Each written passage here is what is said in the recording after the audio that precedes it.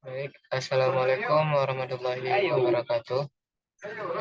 Sebelumnya ada banyak hal yang bukan salah sih, cuman di luar kekurangan kita juga ya. Mohon maaf sebelumnya kepada viewer-viewer kita kan. Jadi lanjut daripada tugas materi di mata kuliah manajemen mutu produk pertanian, yang dimana sebelumnya kita sudah membahas tentang GAP, Good Agricultural Practice. Nah, di mana kemarin kita sudah membahas dua materi sekaligus. Selanjutnya kita akan lanjut mengenai pembahasan TKM. Nah, TKM ini sendiri masih di mata kuliah manajemen mutu produk juga yang dibimbing langsung oleh Bapak Wahyu Isnanda Nasution SSDMP. Nah, langsung saja ya. Di sini ada dua materi juga, di mana sebenarnya saling berkaitan juga materinya. Yaitu yang pertama kita bahas dulu tentang PKM-nya, kemudian baru selanjutnya kita di materi selanjutnya ada bentuk contoh penerapan ya. Oke, baik. Nah, TKM ataupun Total Quality Management yang merupakan suatu manajemen dari keseluruhan organisasi yang unggul di segala aspek, baik dari barang maupun jasa yang sangat penting bagi pelanggan. Nah, TKM ini sendiri mempunyai 7 konsep yang cukup efektif, di mana 7 konsep ini yaitu ada perbaikan berkelanjutan. Jadi dengan adanya TKM, dia bisa mengetahui apa bentuk kekurangan daripada perusahaan ini, sehingga dia bisa untuk memperbaiki eh, daripada kekurangan tersebut yang bersifatnya berkelanjutan, yaitu selanjutnya lah seperti itu. Kemudian ada Six Sigma. Nah, Six Sigma ini agak mendalam pembahasannya, di mana nanti akan ada contohnya yang akan kita bahas daripada poin-poin ini ada 7 poin. Kemudian ada juga pemberdayaan karyawan, kemudian tolak ukur, just in time, konsep Taguchi, dan pemahaman alat. Oke. Nah, selanjutnya kita bahas satu persatu daripada 7 poin konsep TKM ini. Di mana poin yang pertama yaitu mengenai perbaikan berkelanjutan. Oke. Perbaikan berkelanjutan sendiri yaitu adanya empat empat poin yang saling berkesinambungan dan saling mengikat. Nah, di mana empat poin ini sering juga disebut dengan PDCA, yaitu P untuk plan, D untuk do, C untuk check, dan A-nya untuk act. Nah, yang pertama yaitu P, plan, ataupun sering juga kita kenal dengan istilah perencanaan. Di bagian perencanaan ini sendiri, perusahaan ditugaskan untuk mengidentifikasi masalah dan membuat rencana. Nah, apa masalah yang lagi mereka hadapi, apa masalah yang harus mereka perbaiki, dan bagaimana rencana ke depannya, yaitu mereka harus lebih baik lagi dan membangun daripada kesalahan-kesalahan yang telah mereka lakukan. Poin selanjutnya yaitu pelaksanaan. Nah, sesudah diidentifikasi dan direncanakan, waktunya yaitu untuk menguji daripada hal-hal tersebut, poin-poin tersebut, yaitu di mana pada tahap kedua adanya bentuk pengujian ataupun pelaksanaan yang diterapkan oleh si perusahaan. Kemudian poin selanjutnya yaitu ada cek ataupun pengecekan. Nah, di bagian pengecekan ini, apakah rencananya sudah berjalan? Jadi ketika tadi tahapnya sudah diidentifikasi, sudah dibuat rencana, kemudian sudah dilaksanakan, kemudian dilakukan namanya pengecekan. Nah, apakah rencana tersebut bisa berjalan sesuai dengan yang diharapkan ataupun tidak? Nah, ketika pengecekan sudah dilakukan, maka tahapan selanjutnya itu tindakan, yaitu mengimplementasikan rencana dokumen. Nah, ketika rencana tersebut sudah berjalan maupun rencana tersebut tidak berjalan, maka ada satu bentuk tindakan yang akan diambil oleh satu perusahaan. Jika memang rencana tersebut berjalan, maka apa tindakan yang harus diambil selanjutnya, dan jika tidak berjalan, maka bagaimana sikap ataupun tanggapan yang harus mereka lakukan. Nah, tidak lepas dari tindakan, maka akan berlanjut lagi ke perencanaan, ke pelaksanaan, ke pengecekan, dan begitulah seterusnya. Karena empat hal ini saling berkaitan dan berkesinambungan. Begitulah pemaparan daripada poin pertama tentang poin konsep pikiran yang efektif. Ada tiga ya, itu yang pertama. Oke. Selanjutnya, poin yang kedua yaitu Six Sigma. Nah, di Six Sigma ini kita lebih dahulu harus tahu apa yang dimaksud dengan Six Sigma. Six Sigma merupakan suatu program statistik untuk menghemat waktu, memperbaiki kualitas, biaya yang rendah. Jadi, Six Sigma ini berperan yaitu untuk program statistik, bagaimana si perusahaan dapat menghemat waktunya, dapat memperbaiki kualitasnya, dan dapat merendahkan biaya. Nah, di sini ada bentuk contoh yang bisa kita lihat, yaitu ada titik naik, titik tengah, kemudian ada bentuk tahapan paling rendah, sedang, hingga ke puncak, yaitu tahapan paling tinggi. Begitu juga kiri kanan sama. Jadi semuanya di sini jelas tertera sesuai dengan diagram Six Sigma yang dipakai. Oke. Jadi sebelumnya kita sudah harus tahu fungsi dan kegunaan Six Sigma ini sendiri, yaitu poin Six Sigma membahas dan merujuk kepada bagaimana program statistik itu dalam menghemat waktu, memperbaiki kualitasnya, dan merendahkan biayanya. Oke, poin yang kedua. Selanjutnya, masih di poin yang kedua, Six Sigma. Six Sigma ini menggunakan yang namanya pendekatan DMAIC, di mana DMAIC ini membahas mengenai tentang define, measure, analisis, improve, dan control. Nah, di bagian define, bagaimana si perusahaan bisa mendefinisikan tujuan proyeknya, ruang lingkupnya, output, mengidentifikasi persepsi konsumennya di bagian kualitas. Jadi, di bagian define ini, perusahaan mengelola penuh bagaimana cara dia mengetahui apa bagian daripada akhir, yaitu tujuan daripada si perusahaannya, bagaimana ruang lingkup si perusahaan tersebut bekerja, dan bagaimana juga outputnya, mengidentifikasi persepsi konsumennya mengenai kualitas dan tingkat kepuasan si konsumen tersebut. Kemudian ada measure, yaitu pengukuran mengenai proses dan pengumpulan data. Jadi ketika adanya bentuk measure yang diberikan, jadi si perusahaan bisa tahu bagaimana proses, ukuran proses, dan pengumpulan data sudah sampai ke tahap mana hal tersebut sampai. Apakah sudah di titik paling bawah kah, sedangkah, ataupun sudah sangat memuaskan. Nah, itulah pentingnya daripada measure tadi.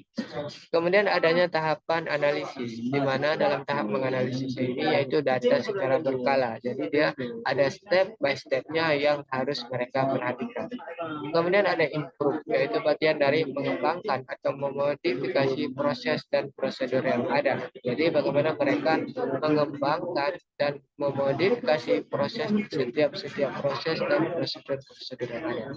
Kemudian ada kontrol, yaitu kontrol proses baru untuk memastikan tingkat kinerja tetap terjaga. Jadi semuanya saling berkesinambungan sebagaimana yang telah diperlihatkan pada gambar dan skemanya, yaitu per poin daripada define, measure, analisis, improve, dan kontrolnya, mereka saling berikatan dan saling membutuhkan satu sama lain.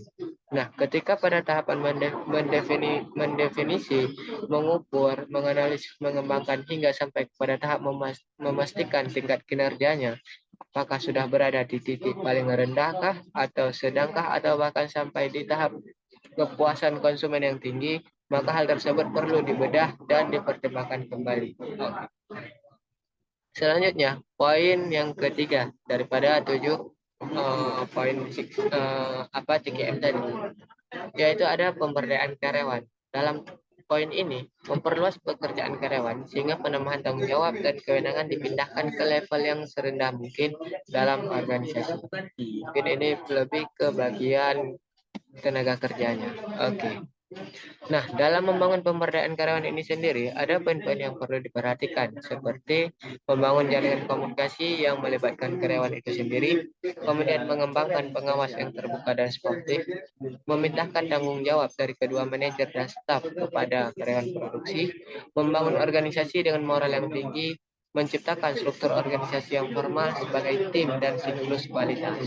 Nah, selanjutnya, next daripada poin membangun pemberdayaan karyawan, kita lanjut ke tolak ukur ataupun benchmarking. Di mana di dalam tolak ukur ini adanya pemilihan standar kinerja yang memiliki kinerja terbaik untuk proses ataupun aktivitasnya.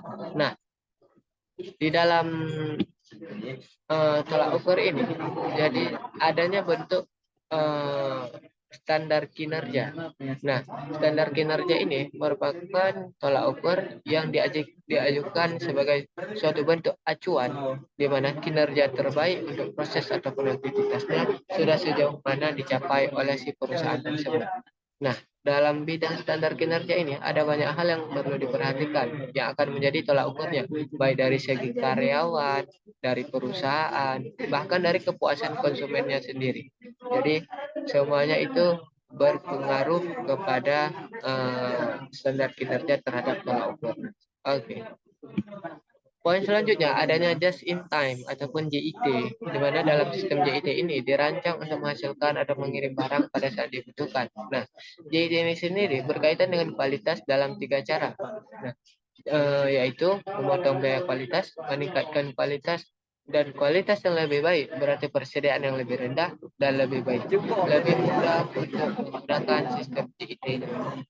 JIT ini sendiri bisa digunakan dalam menghasilkan ataupun mengirim barang yang memang betul-betul pada saat untuk dibutuhkan. Kemudian poin selanjutnya ada konsep Taguchi, di mana poin yang pertama ada kekuatan kualitas ataupun quality robust. Produk yang secara konsisten dibangun untuk memenuhi kebutuhan pelanggan meskipun kondisi yang merugikan dalam proses produksi. Kemudian, adanya fungsi kerugian kualitas, fungsi matematis yang mengidentifikasikan seluruh biaya berkaitan dan kualitas yang buruk, dan menunjukkan bagaimana biaya ini meningkat pada saat kualitas produk bergeser dari apa yang diharapkan oleh pelanggan. Oke. Selanjutnya, poin yang ketiga yaitu adanya kualitas berorientasi sasaran ataupun target oriented quality, di mana sebuah filosofi dari perbaikan akan terus-menerus dapat membawa produk tepat kepada sasarannya. Selanjutnya, nah ini yang saya katakan tadi, yaitu alat-alat TKM. Ada bentuk daripada apa ya, kalau kita bilang agak cerah nih guys. Antara ada yang namanya bentuk daripada alat-alat TKM. Nah, alat-alat TKM ini dia juga ada step by stepnya, yaitu alat untuk menghasilkan ide. Di mana?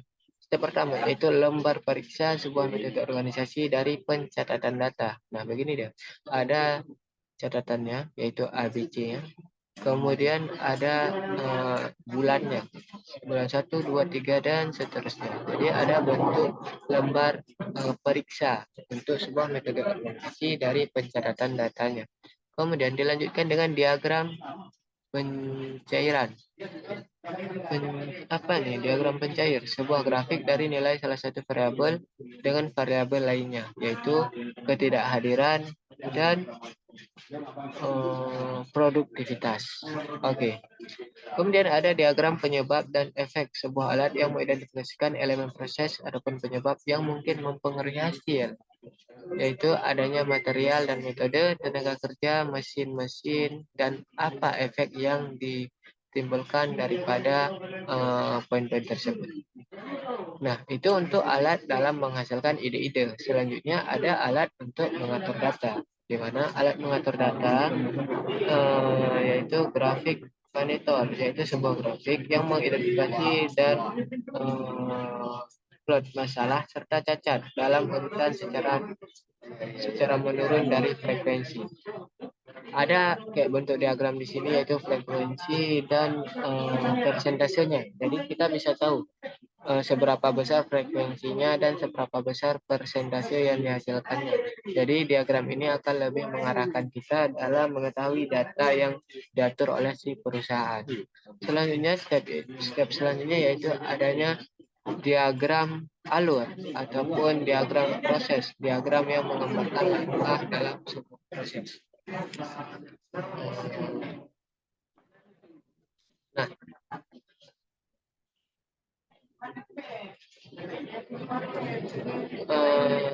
selanjutnya ada alat untuk mengidentifikasi masalah, yaitu ada hologram dan diagram kendali proses statistik. Oke, itu dia 7 poin penting yang cukup efektif pada TKM yang sudah saya paparkan di materi pertama, di mana kita kembali lagi harus mengetahui 7 poin ini, dan kalau bisa harus terhafal sama diri kita sendiri supaya lebih memudahkan kita dalam memanfaatkan teknik TKM dalam perusahaan-perusahaan besar, yaitu adanya perbaikan berkelanjutan, Six Sigma, pemberdayaan karyawan, tolak ukur, just in time, konsep Taguchi, dan pemahaman alat TKM.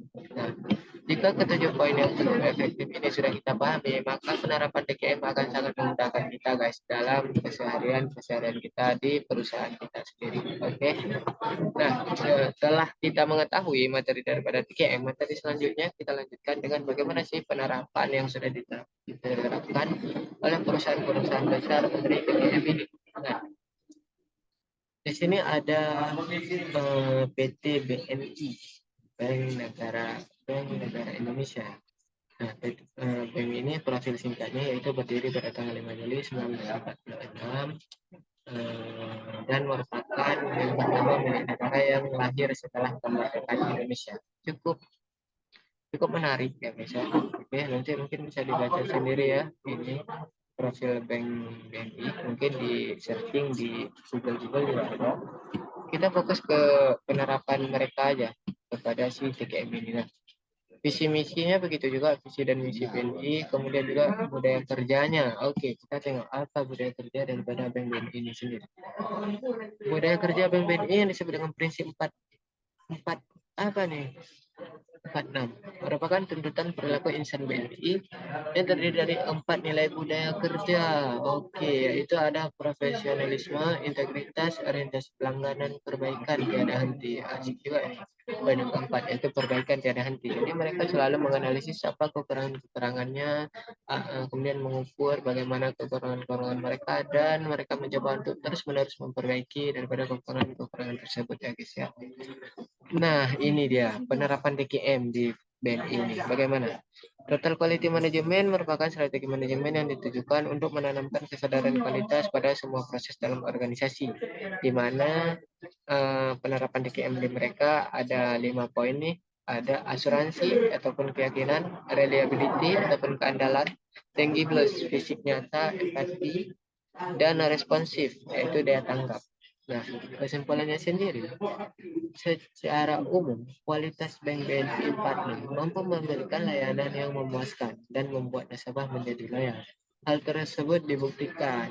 Kita tengok poin yang pertama, yaitu layanan di PT Bank BNI diukur melalui 5 indikator. Nah, seperti yang sudah kita sebutkan tadi, inilah dia namanya keyakinan, andalan, data, empati, dan daya tanggap. Kemudian poin yang kedua, kemampuan pegawai untuk menjaga kualitas jasa Bank BNI Partner dengan berpedoman pada nilai budaya kerja BNI. Yang tadi itu. Ini dia profesionalisme, integritas, orientasi pelanggan, dan perbaikan data. Cukup good lah untuk Bank BNI yang sudah berhasil menerapkan TKM di perusahaan mereka ya. Baik, mungkin kawan-kawan semua cuman sekian pemaparan di mata kuliah manajemen mutu produk pertanian kita pada materi Total Quality Management ataupun TKM. Dua materi yang sudah kita sampaikan yaitu tentang TKM sendiri dan bagaimana konsep penerapannya dan contoh penerapannya di perusahaan. Baik, mungkin itulah materi kita pada malam hari ini. Semoga bermanfaat khusus bagi saya dan umumnya bagi teman-teman semua penonton setia ya.